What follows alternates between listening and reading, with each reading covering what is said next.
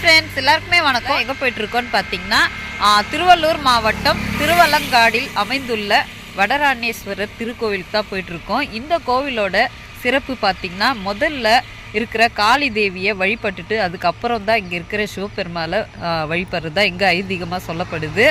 வாங்க இந்த கோவிலோட சிறப்பையும் இந்த கோவிலோட வரலாறையும் நம்ம இந்த வீடியோக்குள்ளே பார்க்கலாம். வாங்க நம்ம போய் சிவபெருமாளை தரிசனம் பண்ணலாம்.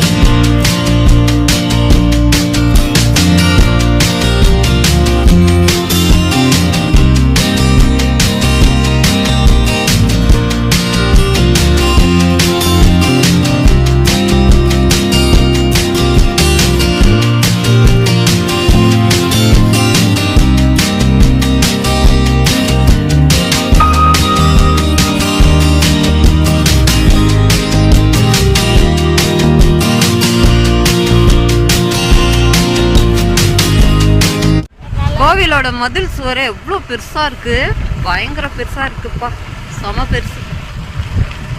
பழமையான கோவில். கோவிலுக்கு சைட்லேயே பார்த்தீங்கன்னா ஒரு பெரிய குளம், கோவிலோட குளம் ரொம்ப பெருசாக இருக்குது. பார்த்தீங்கன்னா கோவிலோட தீர்த்தம் செம பெருசு, தண்ணி அவ்வளோ சுத்தமாக இருக்குது. அங்கே பாருங்கள், தண்ணியில் குளிக்கிறாங்க.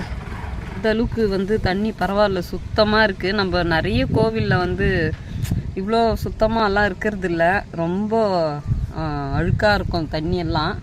அது யூஸ் பண்ணாத அளவுக்கு கூட இருக்கும் சில கோவில் குளத்துலலாம். இங்கே பார்த்தீங்கன்னா அவ்வளோ சூப்பராக இருக்குது, குளம் சூப்பராக இருக்குது, பெருசாக இருக்குது, தண்ணி நிறைய இருக்குது, சுத்தமாகவும் இருக்குது, பரவாயில்ல. இங்கே தான் பார்த்தீங்கன்னா சிவன் கோவிலுக்கு சைடில் அருள்மிகு பத்ரகாளி அம்மன் கோவில்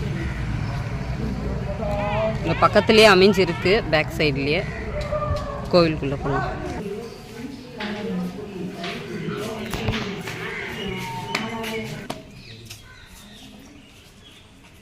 மரத்தில் பார்த்தீங்கன்னா எவ்வளோ தொட்டில் கட்டியிருக்காங்க.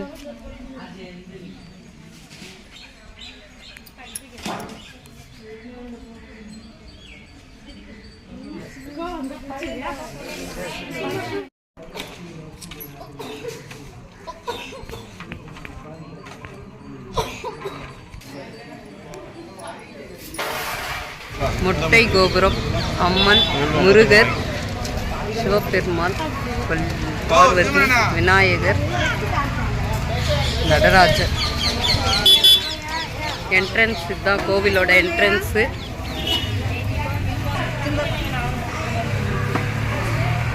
கோபுரம் உள் நுழைவுல பார்த்தீங்கன்னா கோட்டை வயிறுபடி வரசித்தி விநாயகர் ரொம்ப பெரிய சிலையாக இருக்குது.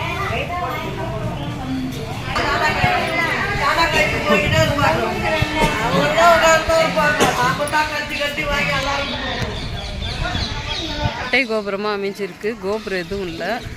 உள்ளே நுழைஞ்ச உடனே பார்த்தீங்கன்னா இங்கே ஒரு மண்டபம். இந்த மண்டபத்தில் பார்த்தீங்கன்னா காளியம்மன், நடராஜ சிற்பம், சுதை சிற்பம் அமைஞ்சிருக்கு. அடுத்தது ஸ்ட்ரைட்டாக இங்கே ஒரு 4 கால் தூண் கொண்ட மண்டபம். அடுத்தது ராஜகோபுரம்.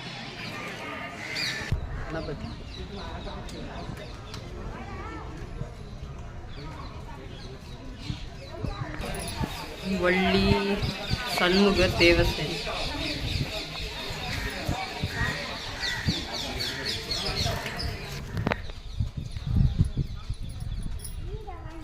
பலிபீடம், கொடிமரம்,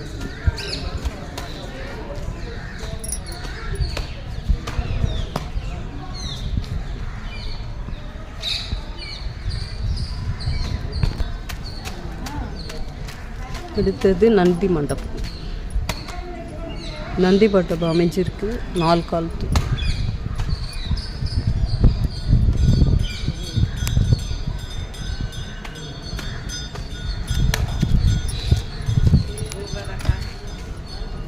இங்கே பார்த்தீங்கன்னா முன்னாடி காரைக்கால் அம்மையார் வரலாறு இங்கே வந்து பதிச்சிருக்காங்க சுதை சிற்பத்தில். அவங்களுடைய ஒரு வரலாறே சிறப்பாக இருக்கும். சிவனை பார்க்குறதுக்கு காலால் நடக்கூடாதுன்னு சொல்லிட்டு கையாலே நடப்பாங்க. அவ்வளோ ஒரு சிறப்பான வரலாறு. கோபுரத்தில் பார்த்தீங்கன்னா அவ்வளோ சுதை சிற்பங்கள் ரொம்ப அழகாக இருக்கு.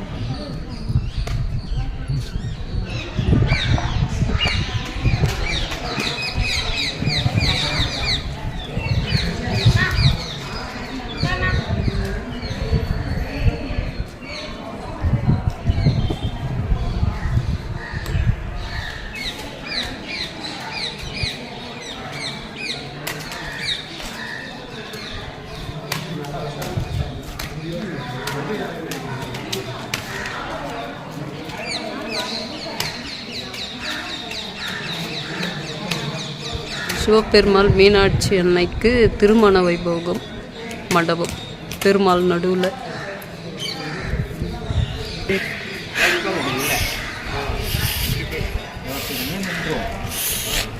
உள்ளே போகலாம். இப்போ கோபுரம் நுழைஞ்ச உடனே உள்ளவும் உள்ள என்ட்ரன்ஸ் நடராஜர் 5 சபை. கோபுரம் என்ட்ரன்ஸ் உள்ள நுழைஞ்ச உடனே முன்னாடி பார்த்தீங்கன்னா நடராஜருடைய 5 நடன சபை வந்து இங்கே சுதை சிற்பமாக வடிவமைச்சிருக்காங்க. இந்த கோவில் பார்த்திங்கன்னா ரத்ன சபை அப்படின்னு சொல்லிட்டு இந்த கோவில் அமைஞ்சிருக்கு. இங்கே தான் பார்த்திங்கன்னா நடராஜர் முதல் நாட்டியம் ஃபஸ்ட்டு நடனம் ஆடின இடம்னு சொல்லிட்டு இங்கே பதிவிட்டிருக்காங்க. அங்கே பார்த்திங்கன்னா சூரிய பகவான், அதிகார நந்தி, அதுக்கு பக்கத்தில் விஜயராகவ பெருமாள், இங்கே வந்து சண்முகர், வீரபத்ரர், இங்கே பார்த்திங்கன்னா சப்த மாதாக்கள், அடுத்தது திருநாவுக்கரசர், சுந்தரர், திருஞான சம்பந்தர், நால்வருடைய சிலை.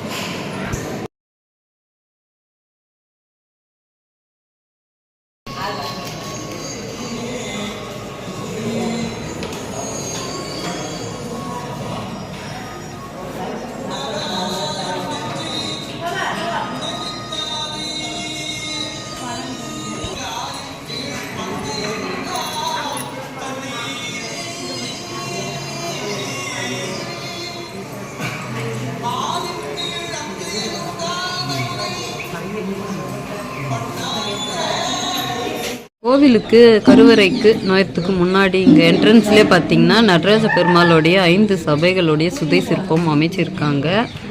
அதாவது பார்த்திங்கன்னா என்னென்ன சபை எந்த ஊரில் இருக்குன்னு சொல்லிட்டு இங்கே போர்டில் பதிவிட்டிருக்காங்க.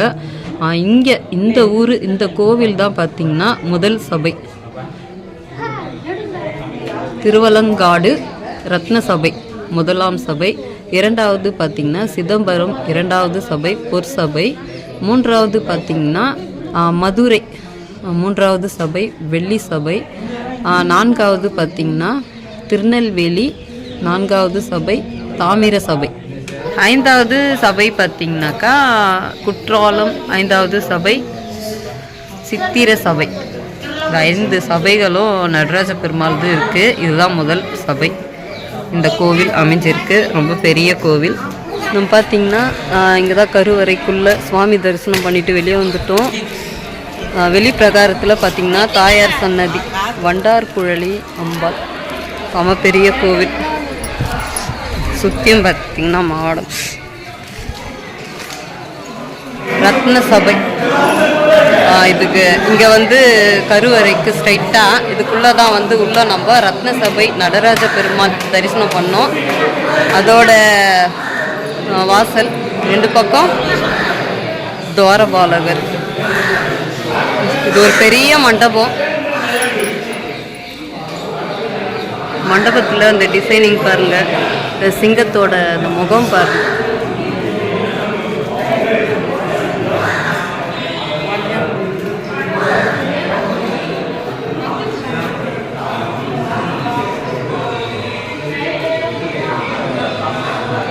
மூணு பக்கமும் சிங்கம், அதில் அப்படியே தூண் கோவிலுக்கு வெளிப்பிரகாரம்.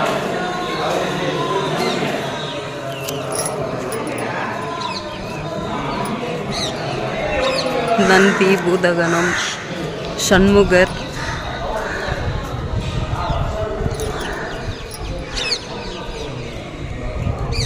அடுத்தது பூதகணங்கள். கருவறை உள் பிரகாரம் அந்த ஒரு சுவர் கூட அவ்வளோ ஹைட்டாக இருக்குது பாருங்கள். கோவிலுக்குள்ளே அப்படியே ஒரு ஹைட்டு பயங்கர ஹைட்டாக இருக்குது. அதே மாதிரி பார்த்திங்கன்னா இது மதில் சுவர் கூட செம ஹைட்டு, எவ்வளோ ஹைட்டாக இருக்குது பாருங்கள்.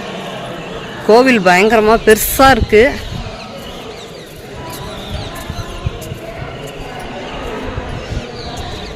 இங்கே வந்து விநாயகர், தட்சிணாமூர்த்தி சுவாமியோட கருவறையோட விமானம். இங்கே பார்த்தீங்கன்னா நந்தி மண்டபம்.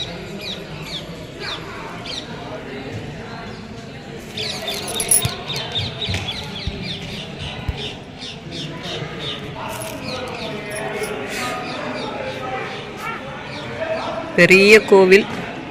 நம்ம என்ட்ரன்ஸில் வந்து மொட்டை கோபுரம் இல்லை, இரண்டாவது வாசலில் பார்த்திங்கன்னா கோபுரம் அமைச்சிருக்காங்க.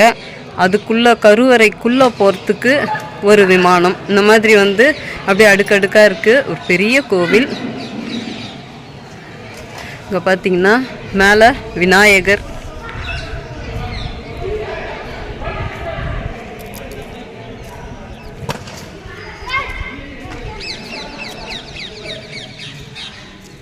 ரொம்ப சூப்பராக இருக்குது கோவில்.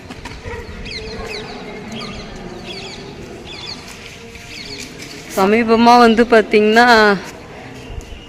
கோவிலை வந்து ரெடி பண்ணியிருக்காங்க. என்ன பார்த்தாவே தெரியுது, பழமையான கோவில். பெயிண்டிங் எல்லாம் பண்ணியிருக்காங்க. பார்த்திங்கன்னா நடராஜர்,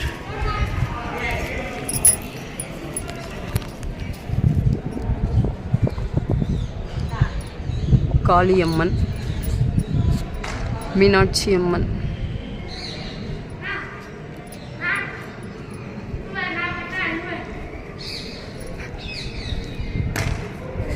பார்த்தீங்கன்னா நந்தி, சிவபெருமாள்.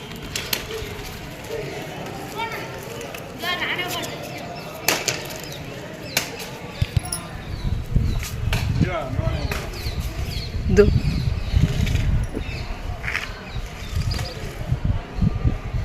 கோவிலுக்குள்ளே பார்த்தீங்கன்னா அவ்வளோ சுவாமிகளோட சிற்பங்கள். இங்கே பார்த்தீங்கன்னா தாயாருடைய சன்னதிக்கு மேலே இருக்கிற விமானம், தாயாருடைய சன்னதி.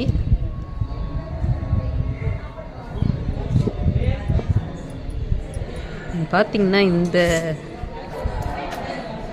இந்த ஜன்னல் தான் கல் ஜன்னல். இந்த மாதிரி பழமையான கோவிலில் பார்த்தீங்கன்னா இந்த மாதிரி கல் ஜன்னல் அமைச்சிருப்பாங்க. அந்த காலத்திலே இந்த காற்று போகிறதுக்கு வசதியாக வந்து பார்த்திங்கன்னா இந்த மாதிரி கோவிலில் அங்கே சுற்றியும் அங்கங்கே ஒரு ஜன்னல் அமைச்சிருப்பாங்க. நடராஜ பெருமாள் ருத்ர தாண்டவத்தை முதலாக அரங்கேற்றிய திருவலங்காட்டில் அமைந்துள்ள பஞ்ச சபைகளில் மூத்த சபையான ரத்தின சபை. இங்க இருக்கிற சுவாமியோட திருப்பெயர் பாத்தீங்கன்னா வடராணேஸ்வரர், தாயாருடைய பெயர் பாத்தீங்கன்னா வண்டார்குழலி அம்மை. உத்தரகோசமங்கை, திருவாரூர் போல இந்த கோவிலும் கணக்கெடுக்க முடியாத அளவுக்கு பழமை வாய்ந்தது. நாலூர், கடவுர், காழி, கச்சி என்ற 4 மயான பூமியில இந்த பூமி தான் பாத்தீங்கன்னா மூத்த மயான பூமியா அமைந்திருக்கு. தீவிர சிவன் பக்தியான காரைக்கால் அம்மையார் முக்தி பெற்ற இடம், சைவர்களின் மோட்ச ஸ்தலம் என்று போற்றப்படும் இந்த கோவில் யாருக்கும் அடங்காத ஆலங்காட்டு காளியை அடக்கிய ஈசன். இந்த மாதிரி பல்வேறு சிறப்புகள் கொண்ட இந்த பழமையான கோவிலோட வரலாற்றை பத்தி இப்ப நம்ம தெரிஞ்சுக்கலாம். சும்ப நிசும்ப என்ற அரக்கர்கள் பார்த்தீங்கன்னா தேவர்களுக்கும் முனிவர்களுக்கும் பயங்கரமா தொல்லை கொடுக்குறாங்க. இதை கண்ட பார்வதி அன்னை பார்த்தீங்கன்னா தனக்குள் இருக்கும் மகா சக்தியான காளி வடிவம் எடுத்து அந்த அரக்கர்களை அழிக்கிறாங்க. அசுரர்களை அழிக்கும்போது அசுரருடைய ரத்தம் வந்து தரையில சிந்துது. அந்த ஒவ்வொரு சொட்டு ரத்தமும் இன்னொரு அசுரர்னா உருவாகுது. இதை கண்ட காளி அன்னை பயங்கர கோபத்தோட ரத்தத்தை தரையில விடாம தானே குடிச்சிடுறாங்க.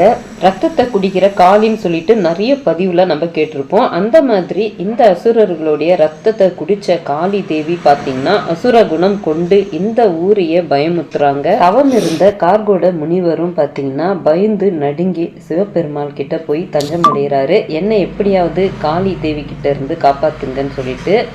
இதை கேட்ட சிவபெருமாள் பூலோகத்துக்கு வந்து காளி தேவி கிட்ட நீ இந்த இடத்த விட்டு போகணும்னு சொல்லி கேட்குறாரு. அதுக்கு காளி தேவி என்னோட நாட்டியமாடி நீங்கள் வந்து ஜெயிச்சிங்கன்னா கண்டிப்பாக இந்த ஊரை விட்டு நான் போயிடுவேன்னு சொல்கிறாங்க.